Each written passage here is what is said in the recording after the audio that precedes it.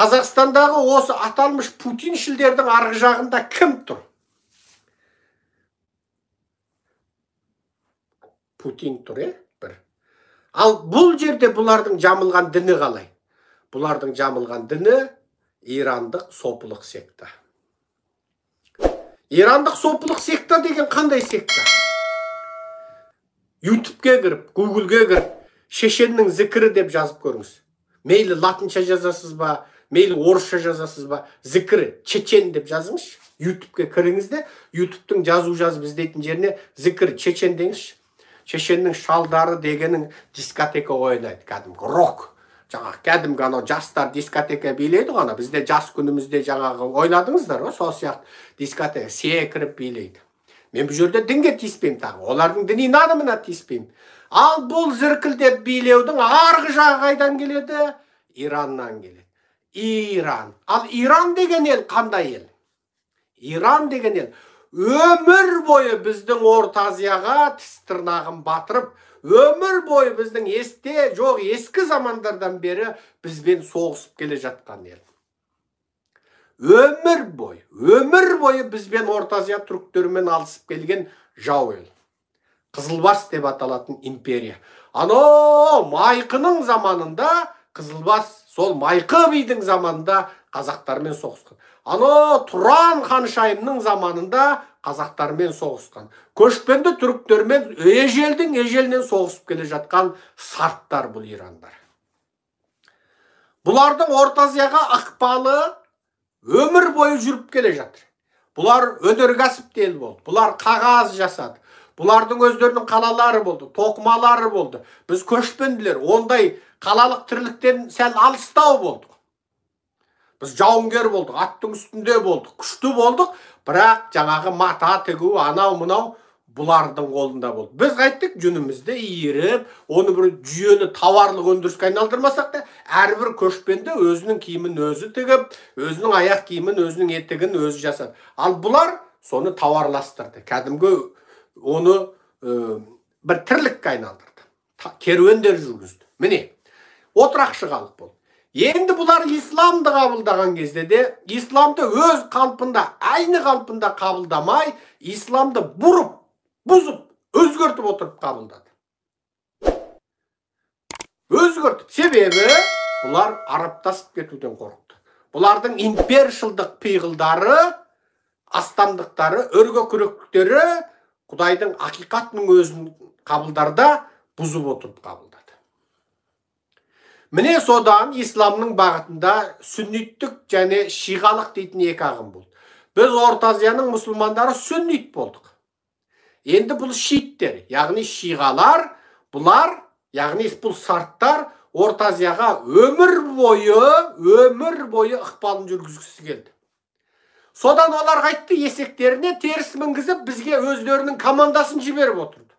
Дін таратушылар келді. Неге? Қазақ даласын, Орта Азияның түркілерін шиға жасамақшы болды, сарт жасамақшы болды. Сол есегіне теріс мініп, қазақ даласына теріс үгіт насихат жүргізіп келген, қаңғып келген сарттардың тұқымы жаңағы сұмырайлар. Жаңағы сұмырайлар. Бұл сұмырайлардың қазақ даласында есіріп жүргеніне 1300 жылдан асып кетті. 1300 жылдан асып кетті.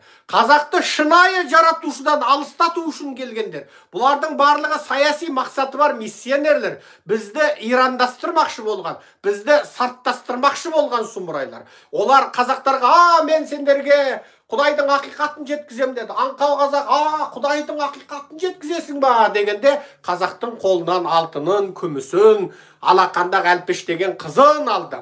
Қазақтың қолынан жер алды. Қан төгіп, жан алып, жан беріп, қорғаған жерімізден жер кесіп бердік бұларға біз. Міне осы сұмырайлар өмір бойы қазақты алдады. Анау дін келген арабыңда жоқ. Мына дінді мұқты ұстап, бәлен ғасыр империя құрған түрігіңде жоқ салтты бұлар бізге алып келді. Қандай салттар? Қандай салттар? 3-і, 7-сі, 40-ы, 100-і, тағы 57-сі ма, 87-сі, тағы бірдеңкелері бар өздерінің. Мен білмеймін. Менің білетім 3-і, 7-сі, 40-ы, сосын жаңағы 100-і, сосын жылы. Ортада тағы 57, 87 дегендері бар екен мына.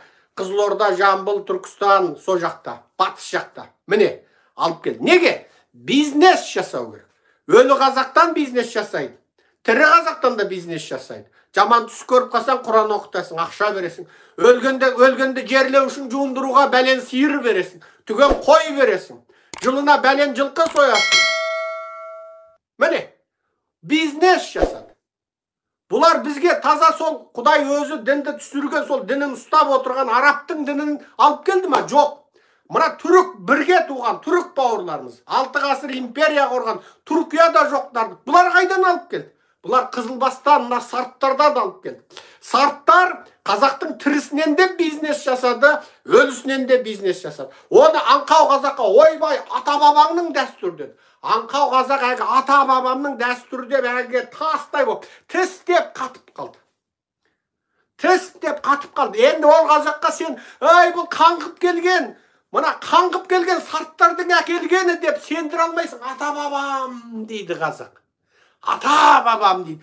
Ата-бабаң емес, сенің ата-бабаң кешегі, батыр ата-бабаң ба жоқ, мына сарттың ата-бабасы ма? Қап қайда жатыр. Әрине олар қаңғып келген сарттар қазақтан қыз алып, өздерінің діни миссионерлік қызметтерін жүргізіп, арамызға сыналап сіңіп, қауымдарын қалыптастырып, миын улап, сосын өзіміздің тілімізде, түрде бізге ұқсабап, сосын бізді ары қарай міне ұрпақтан ұрпаққа, ғасырдан ғасырға улап келеді. Мынау дүние жүзінде зұлым үш ел бар тарихтан бері.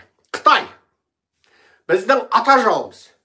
Екінші зұлым ел бар. Ресей болып, Алтын Орда құлағаннан бері біздің ата жауымыз. Ресей дейтін мемлекет пайда болғаннан бері мұсылмандар мен түркі халықтары жақсылық көрген жоқ.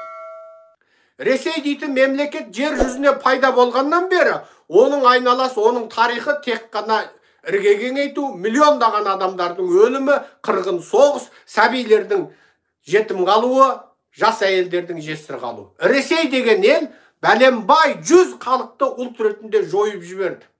Ресей деген ел анау Еуропада кішкентай князьдіктен мынау Жапон теңізіндегі Жапон аралдарына дейін жаулап алды. Бұл Ресей деген ел дүниеге келгеннен зұлымдықтың ордасы, шайтанның ордасы болды. Біздің ата жауымыз Ресей. Біздің ата жауымыз Қытай. Және тарихтан бері біздің аталарымызбен алысып келген, бізге теріс идеологияны сіңдіріп, біздің санамызды салдандырып келген, біздің батыр көшпенді ата-бабамызға теріс нәрселерді алып кеп, бізді жаңағы тәубашыл, шүкіршіл қылыпты мақсат қылып келген, мынау қаңғып келген келімсектердің діні бар.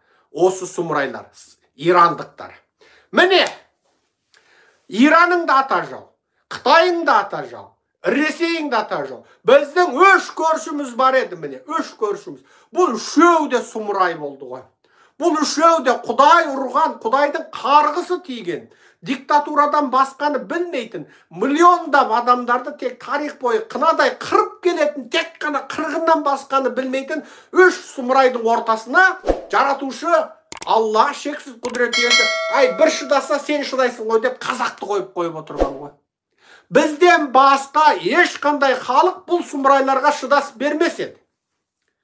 Бізден басқа ешқандай. Біз тарихтан бері Қытаймен алыстық 4-5 мың жыл. Орыс болып кеше шықты. Орыс дейтін елдің сайда, саны, құмда ізі жоқ, орманда өз қарындасын өзі қатынғып жүрген надан бейшара халық болатын. Өркениеттен жұрдай болған. Күні кешеге дейін 1900 жылға дейін, анығында 1860 жылына дейін бұлар кәдімгі құлдық түзім сақталған, кәдімгі құл, тіпті отбасылық өркениет жоқ. Алғашқы қоғамнан бастап адамдарда жекеменшік бай болды, жекеменшік қатын болды, жекеменшік бала болды.